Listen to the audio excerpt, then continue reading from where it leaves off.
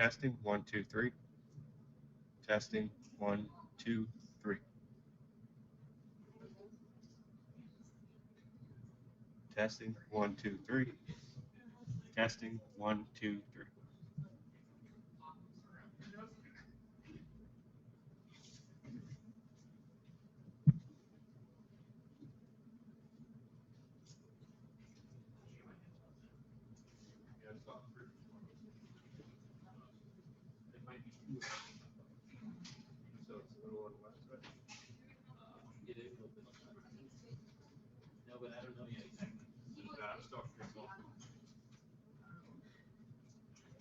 Just a little bit. Yeah, it's like 2/3.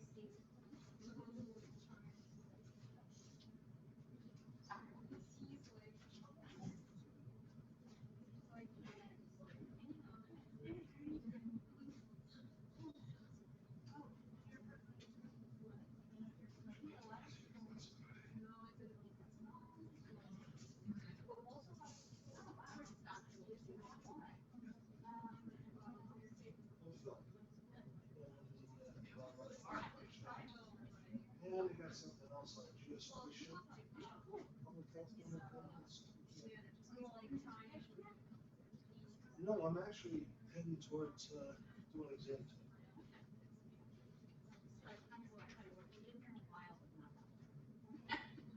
You know what happened was I got kind of lost in the shuffle when I did the change in leadership. I started with the first leadership. Well, I said I started with the first one, and then I got to do the. And what happened with that is I dropped it out to spend 3 credits in the courses, so I wound up having to make up the last year. To 21. So they put me back here. Well, glad to do back. That's how it works. A couple of courses that I wanted to take, they decided. So actually, it was fun. Last semester, as I kept reaching for the course, they shut it down. So I wound up taking public health economics. And I sat in there the first day, I'm like, oh, this might be the worst course I ever took. I'm not going to pass it, not one of them in it. Plus, Professor grabbed me at the end and says, so what kind of your project? Just get through the doctorate first. This is proposal.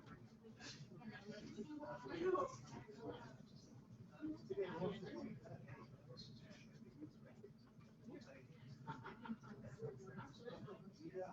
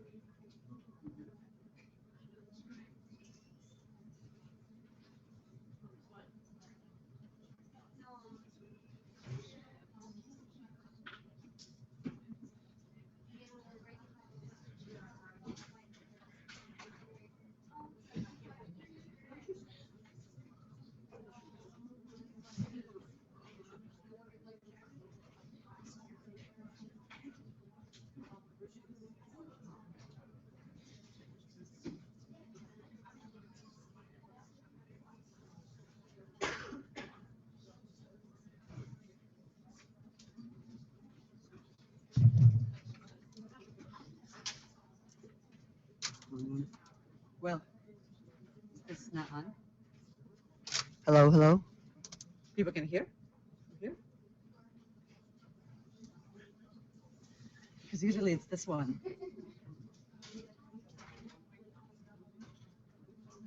Mhm.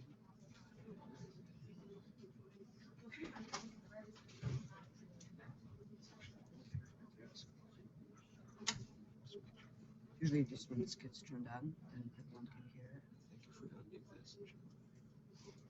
But that's just for the computer. There's something here. So this microphone.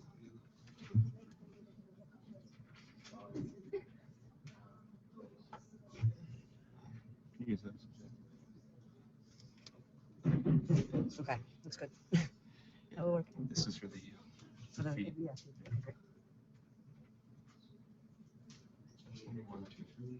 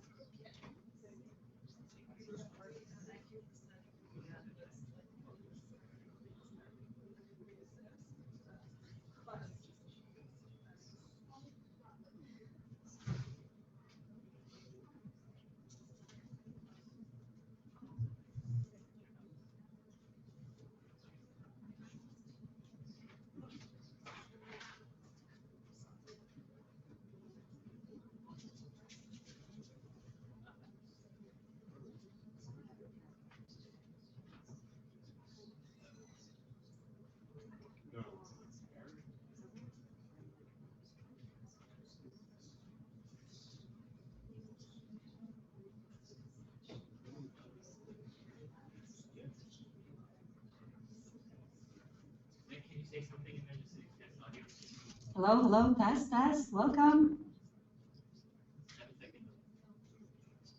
7 second delay.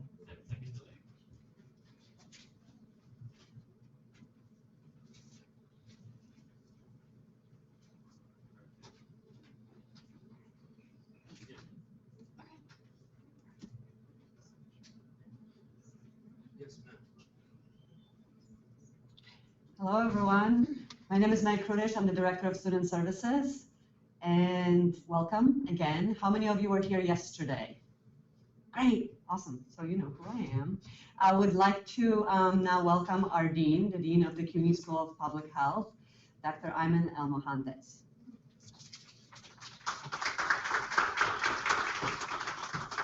Welcome, everybody. I thought to myself, what should I be doing today? Should I be telling you what a great school this is? Or should I be talking about other things that are probably just as important? You're here because you think this is a great school, right? Otherwise, why are you here?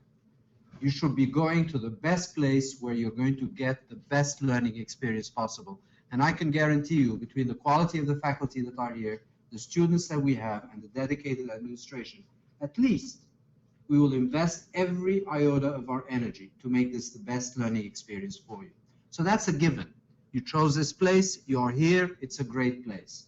What I need to tell you about is why it is a great moment for you to invest your intelligence, invest your personal commitment, and your future to public health. There hasn't been a time where public health has taken a more important place in our day-to-day life, in how the world views itself, and how the dynamics of many factors in our modern world have been influenced in action, in policy, by public health. Public health, we continue to talk day after day, and it's become almost a banal conversation about the social determinants of health. Finally, we have woken up to realize that other things impact on humans' health. Revolutionary at the time that people started to talk about it, but to be honest with you, in my world, it's somewhat dépassé. Who should be surprised that poverty impacts on health or that education impacts on health? Who should be surprised that racism and injustice impacts on health? That is no more an earth-shattering reality. It is definitely a variable that we have to deal with on a daily basis. And if we don't have that insight, then we don't have a full understanding of the interdisciplinarity of health. What is more interesting is that the world suddenly is more aware, more focused, and more dedicated to the influence of health on other factors, including the economy, including travel, including the prospects of development. And finally, health has taken that very important position in how the world views itself. All of you have seen the Olympic Games, and I hope have enjoyed your favorite sports on the Olympic Games. And hopefully you're not just spectators of sports, but also participants. But nonetheless, none of us, I think, at least I can speak for myself, I will never be able to perform at that level, so I still enjoy watching it. Having said that, I don't know how much of you have realized the impact of a new epidemic of Zika virus, which in itself is a reflection of important changes that are happening in our environment.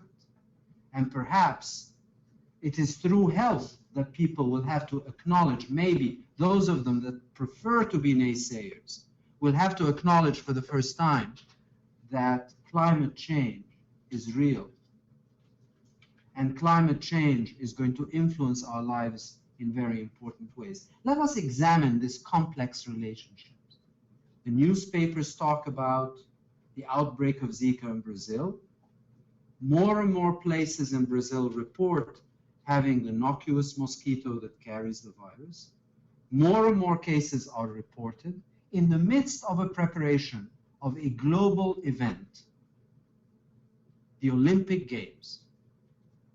Front page in the newspaper, all these female athletes wondering, should they really go to Brazil? And what would it mean?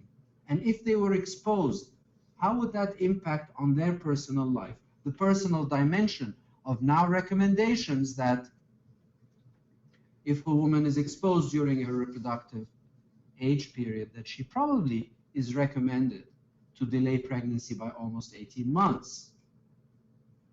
That is not a small life choice. Amongst thousands and thousands of young ladies who have chosen to go or not to go to a new environment. But then when you translate it into how it impacts on the daily life of many young Brazilians that are surrounded by such a threat, what does it mean for them? Brazil performed magnificently in organizing a first world event in an economy that, as you know, in the past 2 years, Brazil has suffered from a very major economic setback and nonetheless was able to perform during the Olympic Games in a way that the entire world admired. But the International Olympic Committee, that is very dependent upon the financial success of the Olympic Games, complained that many seats were empty. Now, is that related to the fear of potential visitors to the Olympic Games by all what we've read and heard in the media?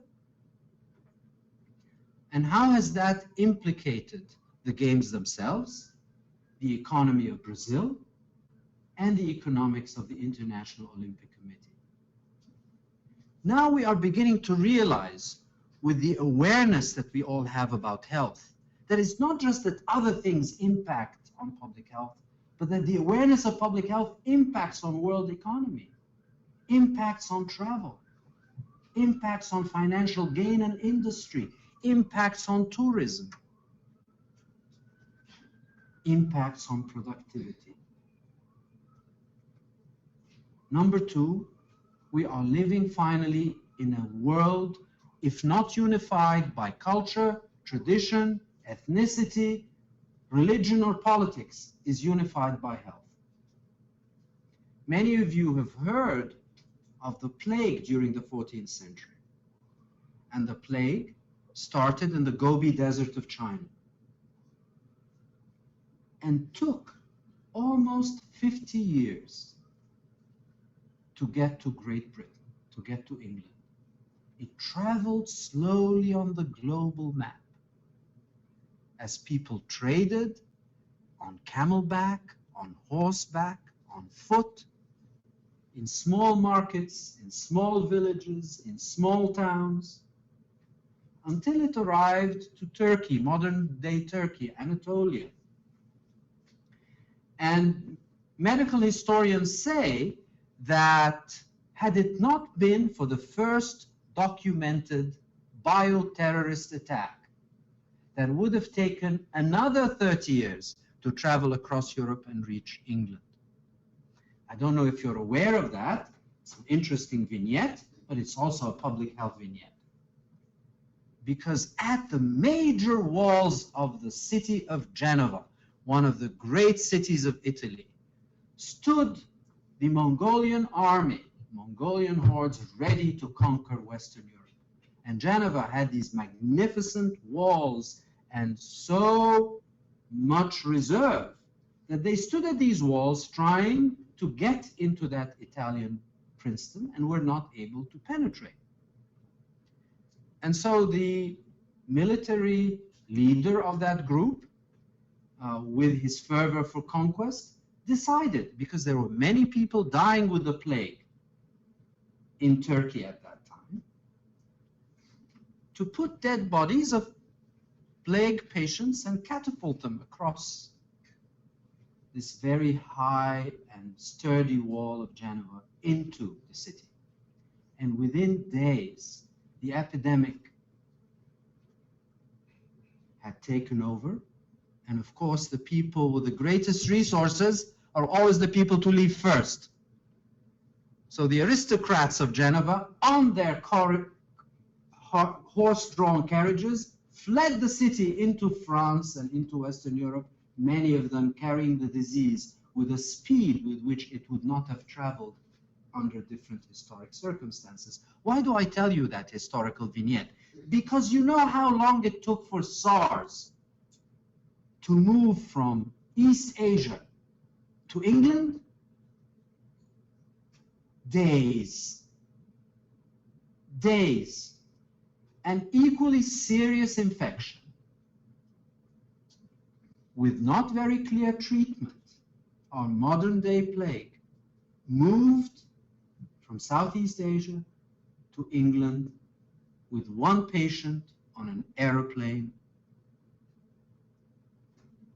and spread in the very same nefarious ways that new infections spread. You heard about the H1N1, you heard about the swine flu, you heard about the bird flu, you heard about so many things that are today the intersection, the rise again of the global threats that have brought awareness of people through an eye on the health of the public as to why we need to plan, we need to care, we need to think, and we need to act together. If you were today coming to get your master's in architecture, I assure you that this would not be the opening remark of the Dean of the School of Architecture. This is becoming very unique to the world that we live in, to the world that we hope to influence, to the world that we see. And the uniqueness of public health, first as a consequence, not just of human behavior, but of climatic conditions, of political conditions, of wars, so much influenced by the variables of life reality, but also influencing life in ways that very few other factors besides nature itself will influence. So welcome. You are here because you care. You are here because you are insightful. And you are here because you know inherently that you are powerful. Powerful agents that are in the right place at the right time to make very important impacts, both at the individual, family, community, urban, rural, population, and worldwide impact. When I got into public health, and I was a physician at that time, it did not have the same dimension that it has today. So I congratulate you, and somewhat I envy you, that you are coming in at such an important time, and that you will be able to contribute as public health professionals to the citizenry of the world in a way that perhaps you are more poised to do than many of us were when we started our careers in public health. I'm excited for you. I'm energized by you. And all I can say, in certain ways, I wish I was in your shoes, but in other ways, thank you very much. I have done what I needed to do, I think, and will continue to do it.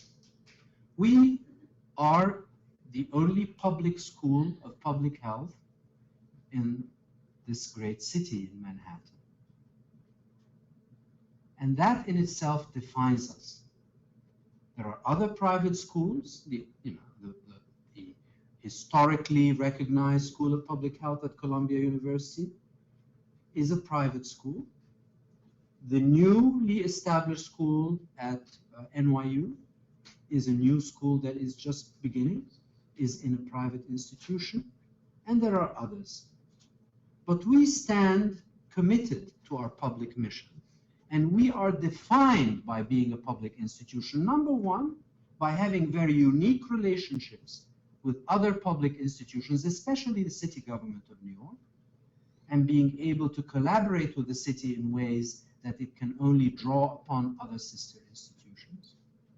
And the second, by being driven by our sense of social justice and equity, which is not necessarily something that drives curricula in schools of public health around the country. I hope you chose us because of what we are. And I hope you benefit from who we are and what we are.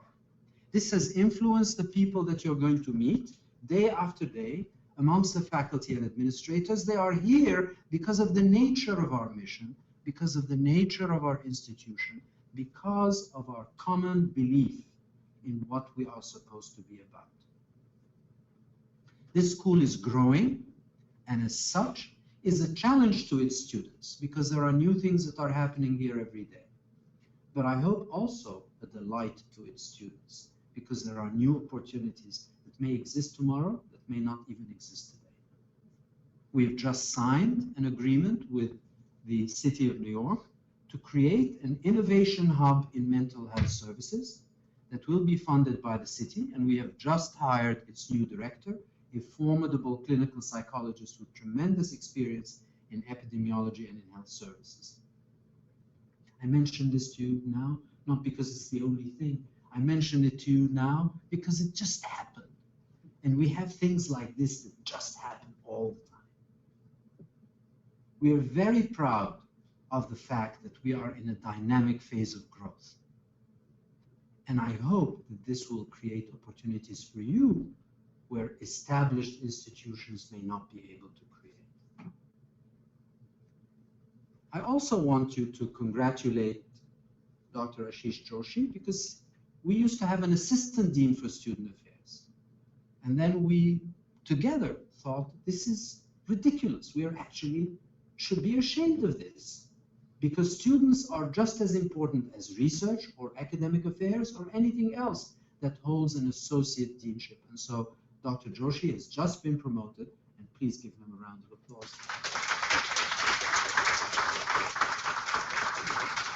To Associate Dean for Student Affairs, and with him, the Office of Student Affairs, as you have met them, has grown and established itself as a core of services for you. Now, I'm going to end my remarks very soon. But before I end my remarks, I will give you my decanal advice. My decanal advice is paradoxical. So please allow me to be paradoxical. First of all, open your minds and your windows and your eyes to the world of public health. Do not be dismissive and do not shy away from topics or disciplines that may not be the essential drivers of why you are becoming public health professionals. So if you're interested in adolescents, please consider the elderly. If you're interested in transgender, please consider the opposite point of view. If you're interested in epidemiology and quantitative sciences, please do not ignore the social sciences and the behavioral sciences. The nature of our work requires that we are respectful of each other's disciplines, mindful of each other's disciplines, in order to create the success that the interdisciplinarity and transdisciplinarity of public health is able to achieve. It's by working together as one, bringing a set of ingredients to the table to create the wealth of public health as an intervention, number one. Now, the paradox is,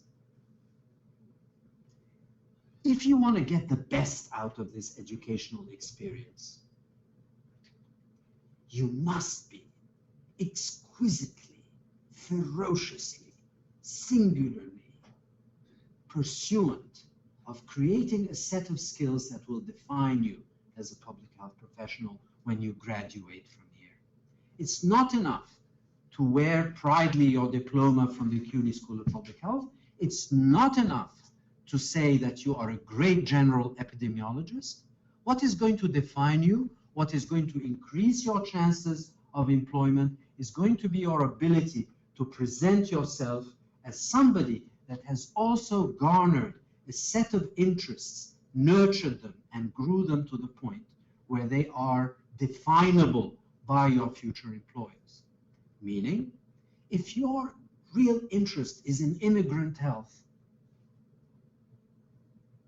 try to incorporate it in projects that you may be doing for environmental health courses, but also try to think of it when you're doing social behavioral science projects.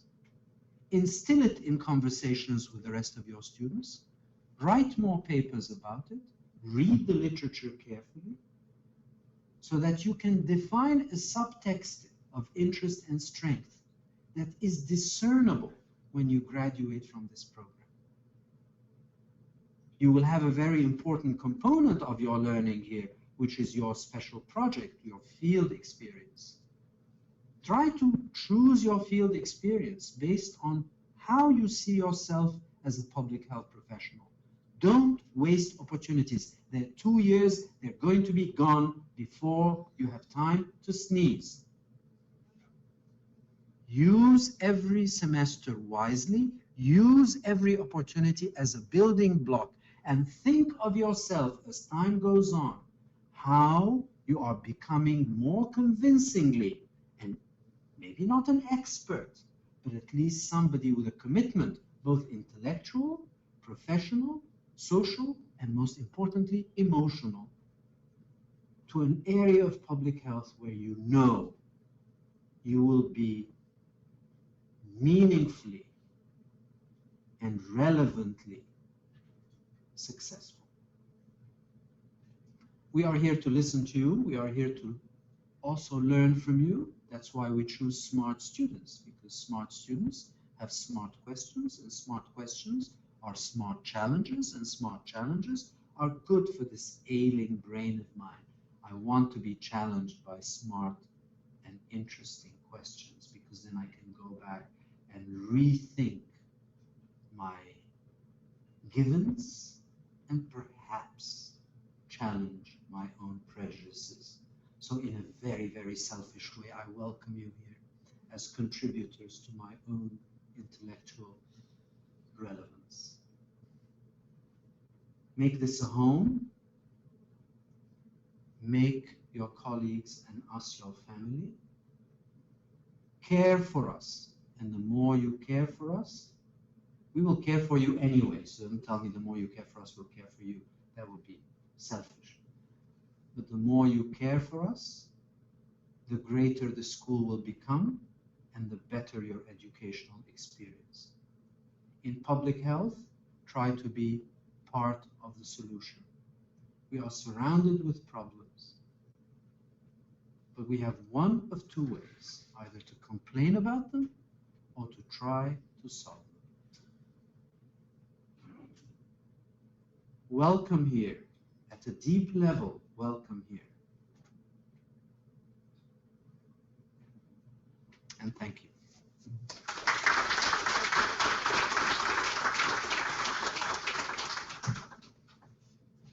Thank you. I would now like to welcome our Senior Dean of Administration, Dr. Susan Klitzman.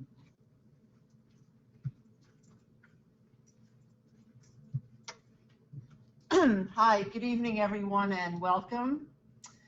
So I guess I'll segue from the historical and the global to the very local. I want to welcome all of you to our new home in Central Harlem and in this new building at 55 West 125th Street. So just as this is a very exciting time for public health, this is a very exciting time for us here at the CUNY School of Public Health. You will be part of the inaugural group of students who will be for the first time joining us as a consolidated graduate school of public health and health policy in this one location. How many of you are new joining us for the first time this semester? Okay, and I see some returning students too, right? Raise your hand. So some of you were in the Bronx, some of you were in central Manhattan, some of you were in East Harlem, some of you were in Brooklyn, but now for the first time we're all going to be together and it's going to be fantastic.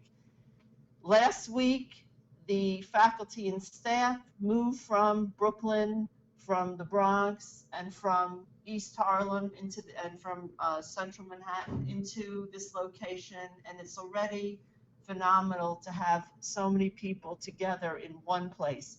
You don't have to think about how am I going to travel from one borough to the next.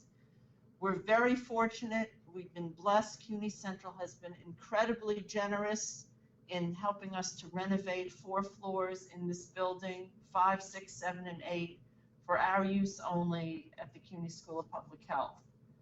If you're taking graduate public health courses at CUNY, they will be all here in this building, so you don't have to worry about going from one location to another. We're also offering an increasing number of classes online as well. So it's really a fantastic and exciting time. I don't know if tonight you'll have a chance to see some of the other space, but certainly by the end of the week, by next week, you'll have seen the beautiful classrooms, the beautiful meeting spaces, the lounges that we have on the 5th and the 8th floor. And so I want to welcome you and kind of share in the excitement that we feel about reaching this very transformative moment. As Dean El-Mohandes said, I'm the Senior Associate Dean for Administration. One of my mottos is the buck stops here. So I'm the person ultimately, if you have a question or an issue about anything related to the physical space, IT, safety, security, you'll work with the Office of Student Services to make sure that we hear about your concerns. And don't feel shy. If you think it's a great space and you want to share a compliment, you know, we're happy to hear that too. We're not just the complaint department. But seriously, this will be our first semester offering classes in this location. and 2 of the floors, 5 and 6, were newly renovated. So I want to be realistic with you. There's going to be a little bit of a transition period. You've all moved your homes probably and known that everything wasn't unpacked and ready to go on day one.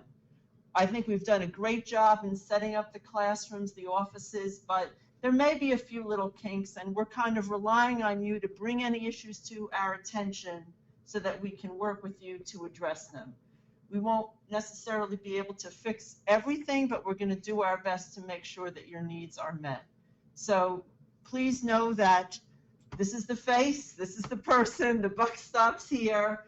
We're here to support you and help you in every way we can, and we hope that you will feel as enthusiastic and excited about our new school and our new location as we do, and I want to wish you the very best for a very successful and productive semester. So thank you and good luck.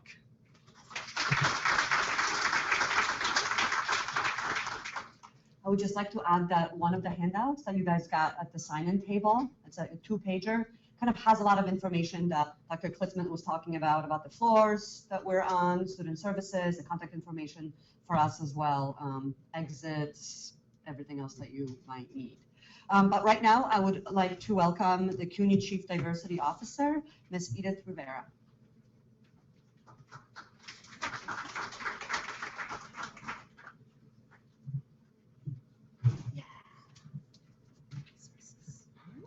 One second. Welcome, everyone.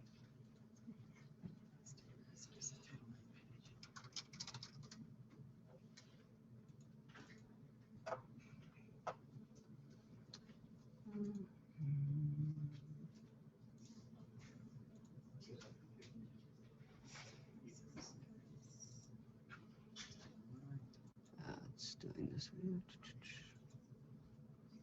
Okay, We're good. we're good. Hello, everyone, and welcome. And I'm Edith Rivera. I'll just repeat it again, the Title IX Officer and Chief Diversity Officer. And I'm here today to talk to you about exactly what is Title IX. And so it is a federal law that requires all campuses across the country to address all incoming new and transfer students regarding all kinds of discrimination. And in that, it also involves sexual harassment. And so it is important that you know, should you come across a situation, now mind you, the level of intellectual sophistication and maturity of graduate students makes such incidents small. Unlike, let's say, at a community college, as we heard in the news across the country, and at other senior colleges, where, you know, sexual assault is rampant. So it is my obligation to inform you of who the people are. That would be myself, also the Director of Public Safety, John Flaherty, and your most impressive associate dean, Rashi. And so if you, CUNY has a policy, and it's a very large policy, and it also covers Title VII, any form of discrimination. It can be gender-based, it can be racial, it can be, it can involve a domestic violence situation. But what's important to know about Title IX is that it covers not only on campus, but also off campus events. And so if you are living with roommates, let's say, and you encounter a situation there, that is also covered by Title IX, unlike the Clery Act, which involves all incidents that happen at an actual campus. So every campus has a public safety page, which pretty much lists all types of incidents as required by law for that particular campus. And so my role is to just provide all the resources that CUNY has to offer. And this webpage is in motion, it's developing, and we will be sending you actually the actual 53-page PowerPoint presentation approved by legal services, which there's no way we can cover tonight. But we will be sending that to you to have. And also any questions, I am also available anytime for you guys, although my location is at the Graduate Center. Please feel free to reach out to me. I'm just a phone call away, and I'll be more than happy to share all types of resources on and off campuses.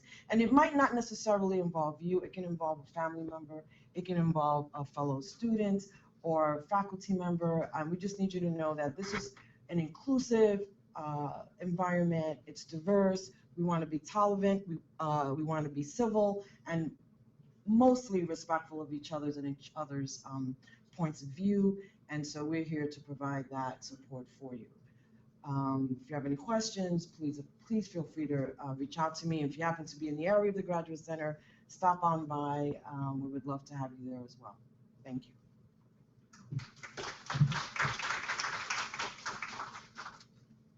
Thank you. Now we're switching gears into something that you guys, I know, are very excited about, and that's career opportunities and jobs. This is, after all, why you're here, to get your degree and then to get the fabulous, fabulous job after you have your MPH or your certificate or your doctoral degree. So I would like to welcome our coordinator, Chioma Amani.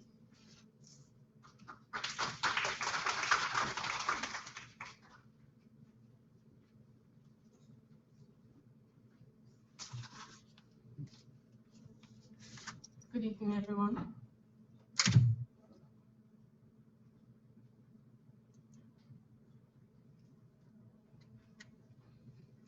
My name is Chioma Amadi, and I'm the Career Services Counselor at the CUNY Graduate School of Public Health. I'm also a doctoral student and research assistant at the CUNY School of Public Health. So today I'm going to be giving you an overview of the career counseling services that we offer.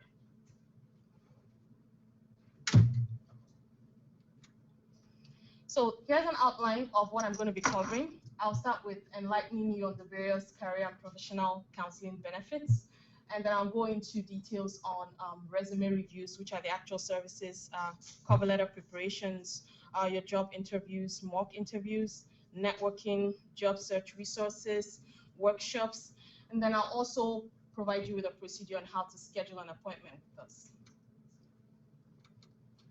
So why do you need to schedule an appointment with us? Here are some of the benefits. We provide you with ample resources, basically, to help you identify and streamline your professional path if you haven't already. We get a lot of students from non-public health related backgrounds, and we know that public health is multidisciplinary. So we work with you to help you integrate your background into public health and also provide you with resources that can help build your portfolio as you go along in your career. You'll also get to learn about the rudiments of networking and also get great networking tips. We help you restructure and organize your resume, making sure that you have adequate content in there and just making sure it's on fleek as well. You can also get great writing tips for effective cover letters that set you above the competition. Enhance your interview preparation skills. We work with you to conduct mock interviews, which I'm going to go into details later on. And then most especially, take advantage of our extensive employer networks within and outside of CUNY SPH, as well as some of the job resources and opportunities that we provide. So a summary of what we offer, just starting off with resume reviews. Like I mentioned earlier, we help in restructuring, providing you guidance with organizing your resume, making sure that your resume adequately represents your expertise. With cover letter, we provide you with guidance on how to properly draft and write effective cover letters. With job search and networking, we help you develop your elevator pitch, also known as your 1-minute pitch, which most of you may be familiar with. We also help you identify jobs of interest, help you brand your portfolio, and also guide you through the application processes for those jobs. And then we work with you again in conducting mock interviews with you to just help you better prepare for your interview, making sure that at every given point in time, you're ready to demonstrate your abilities and you're able to do so seamlessly. So now a little bit of detail about the resume reviews. To the left, you can see a snapshot of a resume. But before I go into that, let's talk a little bit about online profiles. So what do you see when you Google yourself? Or what do your employers see when they Google you? So these days, employers are not really so bent on hiring just based on skills. They tend to look for a more complete package. So that is why employers use your online presence to get a better picture of you, a more complete picture of you. So that way, they look at what you have online, your activity online, such as your personal websites, blogs, articles, posts, comments, social media, really anything you engage in online. So at a minimum, it's very essential for you to have a professional networking profile, such as LinkedIn. How many of us have heard about LinkedIn? Good. How many of us have a LinkedIn account? Okay, good. So basically, if you don't have one, really you risk being missed by a plethora of potential employers, or you may be considered as being out of touch. So also with online profiles, there are certain things to keep in mind, some do's and some don'ts. So some of the do's, before I go into them, anybody has any idea? So what are some of the do's, some of the things that can create a positive online profile? Best practices. Mm-hmm. Good profile pictures. Good profile pictures. Great. Any other person? So one of the major things there is consistency. So consistency with your representation across all your online profiles. So you want to use consistent professional IDs, consistent usernames, consistent professional images or profile pictures across all your social media or any other online networking profile. And what's the benefit of this though? Anyone? Why do you want them to be consistent? Why do you want to have the same names you have on, across your networking profiles? Mm-hmm. Makes it easy for them to figure out who you are. Makes it easy for an employer to identify you. Exactly. And also, if you have a very common name, a good practice or best practice rather is to use a middle name or some other distinguishing feature just to make it easy for an employer to easily recognize you online. So how about still on the do's actually, some other things to keep in mind are trying to follow organizations, trying to join causes, follow groups that serve to promote your professional interests. For instance, on LinkedIn, we have a variety of public health and non-public health groups on LinkedIn. So global public health, is anyone familiar with global public health on LinkedIn? Okay, yeah, so that's one of the very popular groups on LinkedIn. You can serve to basically try to join these groups, join their conversations online, and that is also a way to help boost your networking profile. Another thing to keep in mind too is regularly updating your online profile. We're constantly gathering expertise, in our daily activities. So it's definitely very, very important to keep your online profile updated with new trends and new experiences that you're gathering in the course of your work, as the case may be. So we've talked about the do's, some don'ts, which are things you need to refrain from. Any comments? What are the practices you need to refrain from with your online profiles? So for instance, using unprofessional IDs. Any other? Displaying inappropriate images. And probably making negative comments about a previous employer or employee, as the case may be. Basically, anything that sends the wrong message to a potential employer about you are things you need to refrain from, with online profiles. So, going directly now into the 6 key points that you need to keep in mind when building your resume. I'm going to start with tailoring your resume. So when you think about tailoring your resume, it basically means streamlining your experiences or your expertise to the requirements for a given position. Now, tailoring is something that needs to be done each time you apply for a particular job. It can be very daunting, but it's definitely non-negotiable if you want to get the job. You have to constantly tailor your resume to suit the requirements for each job you apply for. Next is building a strong profile section, and this is something that I come across very common with most of the career counseling sessions that we have. So the profile section is basically, it's a 3 to 4 or 5 bullet point summary of your skills and expertise pertaining to a particular position. And you can see it's right below your header. It's the section right below your header on the resume. And what your profile section basically does is give your employer a snapshot summary of your expertise. So that way the employer can easily tell if you have the exact qualifications or skills that they need, even before going into the details that you have on your resume. So the profile section is very, very vital, and it should be targeted to the specific job you're applying for, and also definitely optimized to represent your expertise. So if you look at this profile here, it's a typical epidemiology profile, and it's going to vary depending on what job you're applying for and what experiences you have, basically. So from here, you can see points like program design,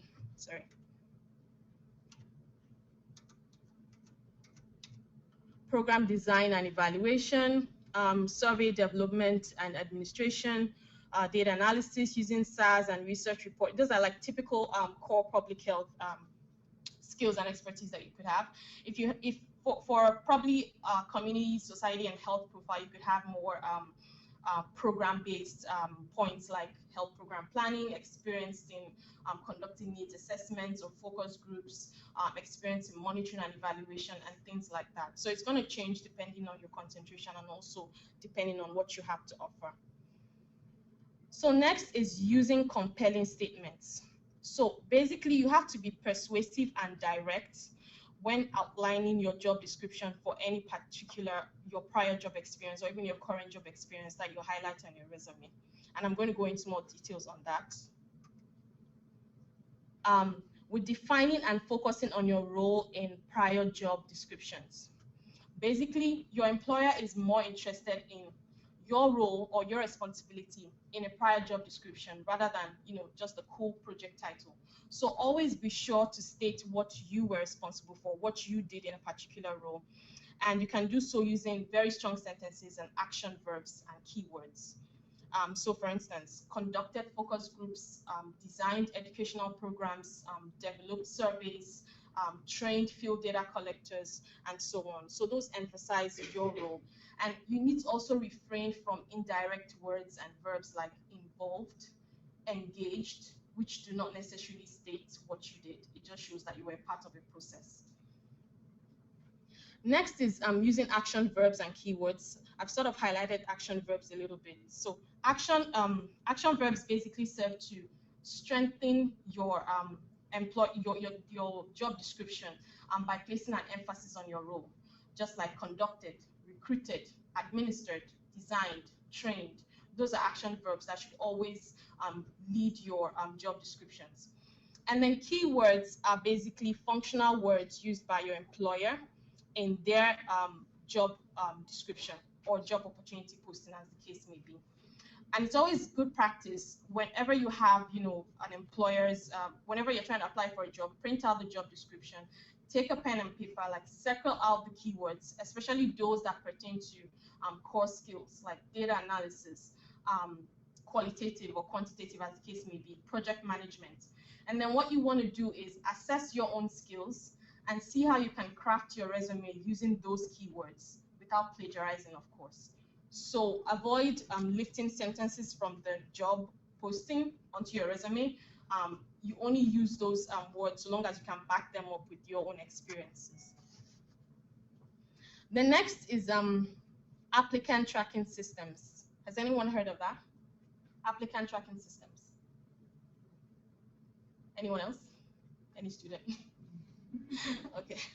So when you submit your application, resume, or cover letter, as the case may be, electronically, most of them go through these applicant tracking systems. And what they do is that they serve as a scanning software. They scan your resume and try to generate a score for how well your resume matches the employer's job description.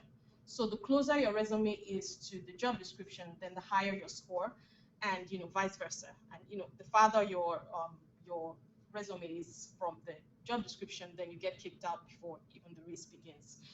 So how can you make this applicant tracking system work for you? You do so by using word cloud generators. There are a couple of them, on the internet. We have Wordle, TagCrowd. You can just Google them up. And what you need to do is whenever you're ready to, turn in your resume or cover letter for an application, try to copy and paste them into these word cloud generators. And then what they do is that they highlight the words that are most frequently mentioned. Then you can now use this as a template to compare it to the employer's job description and see if those keywords which the employer wants are being emphasized in your resume or cover letter, as the case may be. So that's one thing to do. So to accompany your resume, of course, you need a cover letter. The cover letter serves as a flexible platform to demonstrate your qualifications in relation to the job. So by flexible, it allows you to illustrate your expertise using your prior experiences. And one thing to keep in mind with writing cover letters is that it's really not all about you or your accomplishments. It's more about how you're able to meet the requirements of the job. So it's not a narrative. Don't get carried away with stories. So basically, for each of the prior experiences that you highlight in a cover letter, the goal is to ensure a concrete linkage between what you're able to offer as a potential employee and what the employer is requesting. So there should be an active effort to always connect the dots. Only give what you're requested. Only write down what the employer needs from you. So see yourself from the lens of the employer rather than from your own lens with writing cover letters. So two key themes to keep in mind. Why are you interested in the employer, and why should the employer be interested in you? That should sort of govern your entire writing. And some tips for writing cover letters: don't repeat your resume, illustrate it. Try to keep it short, 3 paragraphs at maximum rather. Avoid generic statements without backing them up. Like, I have excellent time management skills. Everybody seems to say that these days. The question is, how do you have excellent time management skills? So always back up each claim with your ability to, demonstrate that. And then be confident, not cocky. So next is job interview preparations. And with interview preparations, the goal is really to enhance your interviewing skills and make you ready to demonstrate your abilities at any given point and just make it very seamless and an interesting experience for you. So with career counseling sessions, you learn how to develop your 1-minute pitch, also known as your elevator pitch. You learn to identify your strengths as a candidate, your weaknesses, learn how to weave in your past and current experiences, learn to ask the right questions, what kind of questions to ask, the importance of business cards, as well as follow-up emails. So networking. What is networking? What comes to your mind when you think about networking? Can someone help us? Networking. Mm-hmm. Developing contacts. Developing contacts. Good. Anyone else? Exchanging business cards. Exchanging business cards. Great. Anything else? Okay. So networking is a professional social interaction, one that is mutually beneficial. So by mutually beneficial, it means that both parties, you as well as the person you're networking with, derive mutual benefits or commensurate benefits from the interaction. It's not a one-way, it's not unidirectional, it's bidirectional or multi-directional. So why do we need to network? Some reports show that at least 80% of jobs these days are not advertised. So employers may not advertise due to time, costs, internal placements, or preference for recommendations, or other reasons aside from these. But the point is that most jobs are not advertised. So what do? You network. So with our career counseling sessions, we'll provide you with practical steps to networking, learning how to develop your elevator pitch and get used to it, ways to network within and outside of CUNY SPH, as well as our public health career fairs, which I'm going to throw a little light on as we move further. Also take advantage of the various job opportunities and job search resources we have on our career and professional opportunities page. And I'm just going to show you how to get to this page, basically, from the CUNY SPH website. So just go into sph.cuny.edu. It's already open. So we are right here, student services, and under student services, career and professional opportunities is right here. So this takes you to our main page where you can find a host of activities. You can see internships, fellowships, job opportunities, and scholarships. And let's start with job opportunities. We usually put up job postings weekly. We get job postings from within and outside of CUNY SPH, and we have them updated weekly. And in addition to that, we also send out a weekly career letter, just notifying you of the recent job postings that have been put up on the website. So if you click on the most recent one, for instance, you can scroll down to see the various opportunities that are available. And the same applies for internships as well as fellowships. So you can see internship openings here.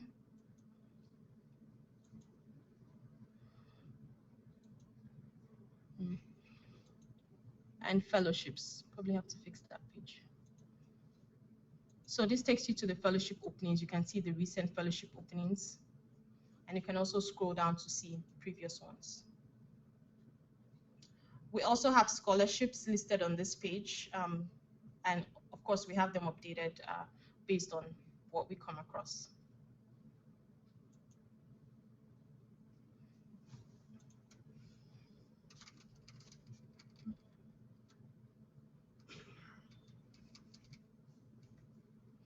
So this brings me to the Public Health Career Fair. So in addition to all the activities I mentioned earlier, the Office of Student Services usually hosts an annual career fair.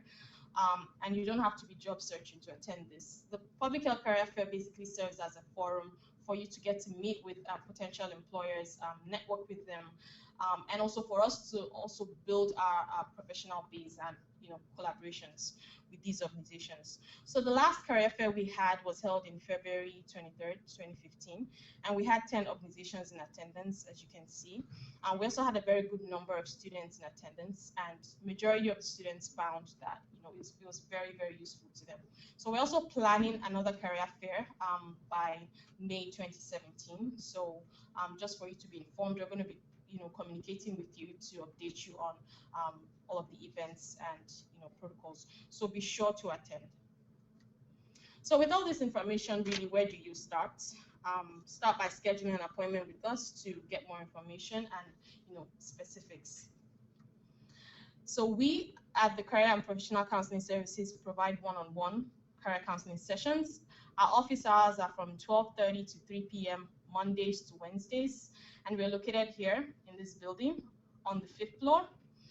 And you can schedule an appointment using this link, which can be found at the bottom of our Career and Professional Opportunities page, which I just went over now.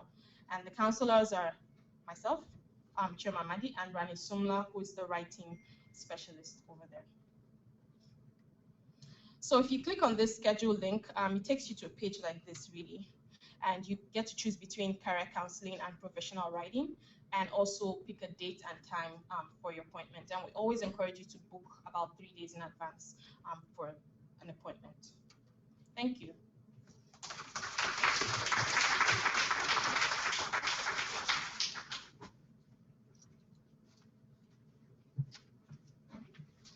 Thank you, Chioma. You can also set up an appointment with an admissions counselor. So some of you have probably already used this system to set up an appointment with Amina or myself. So it's the same system, really useful. Okay, and so this concludes the presentation portion of the evening. Please help yourself to more food. If you have any questions for our registrar, Mali is right here, the associate registrar, Leah. We have our financial aid director sitting over here, also going to be sitting over there. If you have any specific questions for me, our dean, Dr. Ashish Joshi, is right here if you would like to speak to him. And just let us know if you have any questions. Okay, thank you.